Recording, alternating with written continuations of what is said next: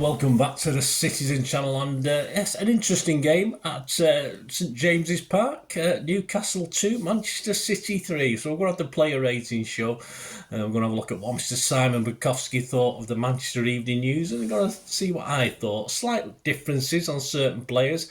A strange game to mark, actually, because some players got reasonably or sort of low marks, but others didn't. So it all came good in the end, didn't it? So we're going to have a look how Simon rated it and how I rated it. Please, if you are new to the channel, push that subscribe button, push the bell notifications. Everything City, past and present, will be, of course, a talking point show out, which is a summary of the game. This is just the player ratings today, so please keep those buttons pressed so you know when there's the actual talking point story of the game comes out. Give you chapter and verse on it, so have a look for that.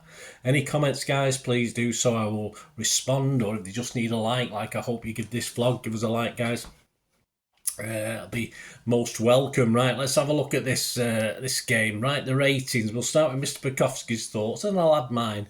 And we're going to start with the guy who didn't play very long, did he? Edison. Yes. Simon said tried to carry on after being clattered. Should he have done? Possibly not. But you know, I think the guy should know whether he's fit enough to carry on or not. We took a chance. We got away with it, fortunately, when of course he gave the ball away very quickly. But Simon said we were forced into an early substitution. He's given a 6. I'm not going to mark. I can't mark Edison. He's only on. I think he went down after 2 minutes, wasn't he? So I can't give him a mark. But we'll mark Ortega in a minute, that's for sure. Right, Walker. Simon said a decent cross for the assist. It was. But a man who prized himself on 1 versus 1 defending was beaten for 2 goals. He improved in the second half. Well, he couldn't have done much worse, could he, Simon, in the second half? I thought he was awful that first half. As I say, a great assist. Nice to see. One of his shots from distance that worried the corner flag, I think. It still didn't worry the goal, which annoys me to high heaven. And defensively, that second goal, I don't know if he was trying to play an offside, I have no idea, but he seemed to just dawdle along and then speed up. And, of course, got caught inside again, which he did for the first goal. But Mr Walker's a bit long. You can't teach an old dog new tricks, so he wasn't going to learn from being brought inside the first goal to sort of stop that for the second goal. But I thought generally Walker was poor. I mean, Simon's given him a 5. I'm going to give him a 4. I just think 5's being very kind to him. That's only 1 less than the average. So I'm going to give Walker a 4. I don't think he's doing. He just needs a rest. Just rest him. Just rest him, Pep. But I mean, having said that, the defence generally wasn't great today. That takes us on to Diaz. Simon said part of another leaky defence it was, but on this occasion he was more switched on than most and also contributed in attack. I mean, let's give him a 7. I think he's been generous, don't you, with the 7? I thought it was a mix of good and bad for me, some good stuff, some bad stuff. I remember that in the first half where he seemed to just say to Isaac, yeah, have a go at goal, and of course he managed to get a sort of block in and it ended up Isaac just putting it wide. But it was just too poor for me. There was just too more bad than there was good. But having said that, I'd have to agree. You know, he was switched on at times, so I am going to give him a steady 6. As I said, Simon gave him a 7. I'll give him a 6. I was thinking of giving him a 5.5, but I'll give him a 6. I'll give him the benefit of the doubt without watching the thing back. Aki, Simon says, struggled to contain the left side with Newcastle pouncing in the space behind Gvardiol. Yeah, I mean, that was they were playing the percentages, the ball's over the top, but it worked a couple of times, didn't it? It's as simple as that. Simon's given him a 7. I thought he did okay. I think there was a couple of times where he got done for pace, but he managed to sort of annoy the striker and sort of end up sort of getting the striker to turn round or not quite finish it off. But I thought he did okay. So I'm going to give him a 6 as well. I wouldn't say he had a poor game. Of course, Aki, sometimes, as I say, in a poor defensive display, I thought he was okay. The other one, obviously, at the back, Gvardiol. Simon said in what feels like a summary of his season, played some nice balls forward, but wasn't good enough defensively, and Newcastle exploited that. Well, I think they did.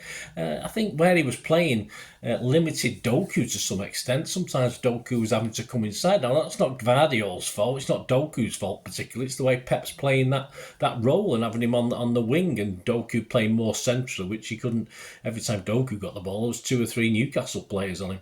But I don't. What did he bring to the attack? I'm not too sure. And he struggled in defence. So a bit like Simon. Simon gave him a 5. All right, I'm not going to go as low as Walker, but I'd have to give him a 5 as well because I don't see what he's bringing up front. And defensively, he's okay, but as I say, he's part of a pretty weak defence for that. Certainly that first half today. Rodri Simon said a lovely pass through to De Bruyne for the second goal and did well, although lost his focus a bit arguing with the referee. Well, does he never learn? I mean, it's like a bit like Walker. Perhaps he's an old dog and he can't be taught new tricks. Simon's given him a 7. He just needs to keep his head. I mean, all right, it would have been grossly unfair for him to get sent off for that when he fouled the guy in the box in the second half because he was going for the ball. But when he was getting irate and complaining to the referee, I mean, they can get done for that. So I don't understand why. But apart from that, he played some good stuff. I thought he played very, very well today. I mean, everything went through him. So I will give him a 7. Simon's given him a 7. But I just wish he'd keep his flipping gob shut. That's all. Kovacic, yeah, interesting one. Simon said, had earned his place in the team and worked hard, even if he wasn't always able to help the team keep control. He sort of wins balls, gets the ball, and again, he's just lacking that final pass or that final shot. Certainly not a Huddersfield type game for him. He certainly didn't. I said he reminded me of Gundogan in that one, but perhaps not in this one's too much. He just doesn't. He just can't complete what he does. He does some good work and then can't finish it off. Simon's given him a 6. I give him a 6. Foden, Simon said, worked his way into lots of excellent positions. He did, but his touch was unusually poor when he needed it most. Yeah, some smart stuff, some ropey stuff with Foden. So I'd have to agree. I mean, obviously, if that shot from the halfway line had gone in the second half, I would have eased some nerves. But yeah, it just didn't quite work for Phil today. But 100%, Simon's given him a 6. I can't argue with that. I've got to give him at least a 6. Bernardo, a wonderful goal. It was superb. I mean, that's worth 2 points on its own, on top of the standard, isn't it? To open the scoring was an attacking threat, said Simon, and a defensive help. A surprise to be substituted. It was for me. I thought, well, unless there's a problem with Bernardo, why the hell wasn't Alvarez hooked? I just can't understand why Bernardo went off. Bernardo with KDB on the pitch would have been an added force, would have been even better. So yeah, it shouldn't have gone off for me. There may be reasons that we don't know about. But yes, Simon's given him a 7. I can't argue with that. Of course, Marc pushed him to an 8 actually, but I'll give him a 7. I'm not going to go mad because, yeah. In fact, I'm going to give him a 7.5. It's certainly worth a 7.5. I think, even though he did get substituted. Has to be, doesn't it? So I'll see. Altered that live on while I'm doing it. Right, Doku. Yes, terrific vision for the opening goal, said Simon. And dribbles caused Newcastle problems, but City were vulnerable when he lost the ball. Yeah, he was losing it. Pep doesn't like that. He doesn't like his guys on the wing coming inside and losing the ball. That's not what Doku's there for. But as I said, I think playing Gvardiol on that side, I think it stymied him. I think it sort of narrowed what he could do. Just a little bit desperate to impress as well, of course, coming back his first full game for a while, for 3 or 4 weeks. But credit to Newcastle, they put a man on him, then they put a man behind that man, another man behind that man's ball. So it was hard, but I think he lost the ball a bit too much, and certainly Pep wouldn't have liked it. Simon's given him a 7, though. I'd have to give him a 6. He lost the ball far too often for me, so I can't give him a 7. I'd give him a 6. Alvarez, yes, wasted a glorious chance at Simon to get City level when 2-1 down as one of too many poor decisions in front of goal, yes. Alvarez is one of those players, he has these games all the time, but he gets an assist and a goal, so it's all right. Papers over any sort of cracks, and his work ethic is fantastic. But apart from taking corners and free kicks from distance that aren't going to go in if you've got an half-decent goalkeeper, I'm just a bit disappointed today with his end products. He should have at least scored at least 1 goal for me. And certainly worked the keeper. Shocking couple of chances he could have done better with. So Simon give him a 5. Yeah, I'm going to echo that. I'm going to give him a 5 as well. On to the substitutes, Ortega for Ederson. After it was about 8 minutes, wasn't it? A shaky start, said Simon, but some decent saves after that to keep City in the game. Yeah, it was okay. It was fine. He played himself into it. As I say, I think the pressure, the psychological pressure on a keeper who's ready to sit out the game and then have to come on into an atmosphere of St James's that early on like that when they're up for it is difficult. And he did play himself back into it. But let's hope Ederson's not too bad. I mean, Ortega will probably play at Tottenham Stadium anyway in a couple of weeks, so I'll give Ederson time to be okay. If it's an impact injury, I would have thought it'd be fine, but We'll see. So Simon's given me 6. I'm going to give him a 6 as well. Nothing fantastic. He had no chance with the goals. Edison wouldn't have saved him either.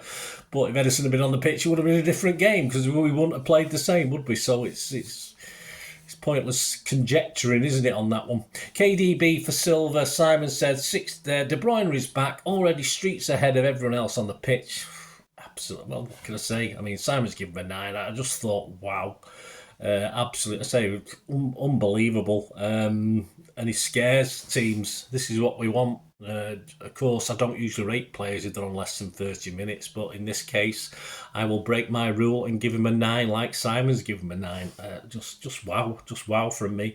And another wow from this guy at the end we're going to mention next. I have sort of headed my thing, Bobb on the Tyne, and yeah, Bob Fadoku on 82 minutes. What composure for the winner, said Simon. I can't mark him because he's only on for 10 or 11 minutes. But yeah, absolutely brilliant goal. The fact to stay on side, which he did. Of course, in real time, he looked so he might have just wandered off time. But of course, KDB knows where to put it. Bob halted his run just correctly. Got perhaps a little lucky with the initial bounce off the defender, but he took control of it, and then a quick flick with his left to his right, and it's in the goal, and that's why we're champions. I think that's the first time I've been able to say that this season. That's why we're champions, when we come from 2-1 down, looking a bit rocky, to winning 3-2. So there you go. Yeah, of course, man of the match. Simon's highest rating was KDB. As I say, he was on less than half an hour, but I'm not going to argue with it. I'll give it KDB as well. I don't think there's any argument about that. I'll be surprised if anyone else got it, in fairness. So, yes, I'll give it KDB. Let me know your scores, guys. Let me know your thoughts. It'd be great to hear from you. And let me know your man of the match. And as I said, please keep your eyes peeled for the talking points, show the story of the game, if you like. And, of course, there is a Zach Steffen part 1 of 2 out there at the moment. Looking back at Zach Steffen's time at City, some interesting stuff on that. I even say so myself. Have a look at that. Some funny stuff on that as well, hopefully, if I say so myself. Have a look at that Zach Steffen part 1, and part 2 will be out over the next 3 or 4 days as well. And of course, there's lots of history stuff in that. Obviously, we've got a couple of weeks now before we play the Spuds. So, yeah, so stay tuned, guys. With lots of history stuff coming out as well. Anyway, thanks for watching, guys. Please, as I said, look out for that Talking Points show. Until we meet again, I only ask one thing, don't I? Please, stay safe, Blues. Come on, City. Bye for now.